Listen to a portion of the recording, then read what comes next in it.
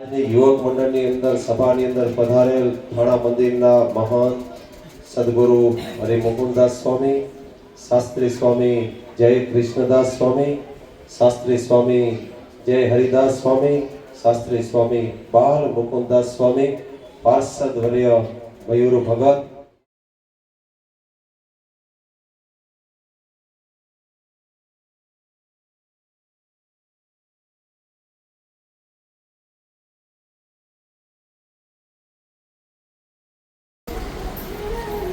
જ્યારે રામ ભગવાનનો પ્રસંગ આવે, વનવાસ જવાનો હોય, ત્યારે રામ જ્યારે કૌશલ્યાને મળવા આવતા હોય, કદાચ કથા હોય કે સિરિયલની અંદર આપણે જોતા હોય ને, આપણે બધાની આંખોની અંદર આંસુ આવે હે નહીં આવતો કથાની અંદર.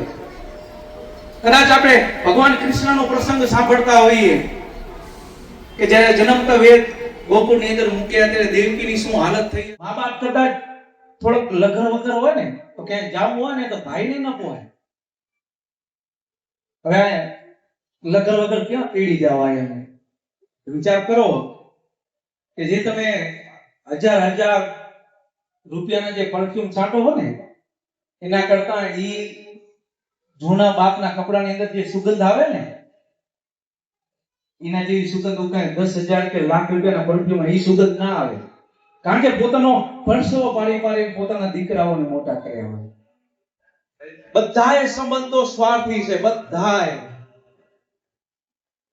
ઘરે જાશો ને તો દીકરાને આશા હોય કે મારા માટે કાંક મારો બાપ રમકડો લઈ આવ્યો હશે. પત્નીને આશા હોય કે મહિનો થાય એટલે તરત જ કે આટલા રૂપિયા દેજો, આને દેવાના એ રૂપિયાની આશા હોય. પણ એક માં છે ને, એ દીકરા પર કોઈ આશા નથી હોતી. બસ મારો દીકરો સુખી રહે. બાકી જગતના બધાય સંબંધો સ્વાર્થથી ભરેલા છે. એક મા બાપનો સંબંધ એવો છે કે એમાં કોઈ સ્વાર્થ જ નથી.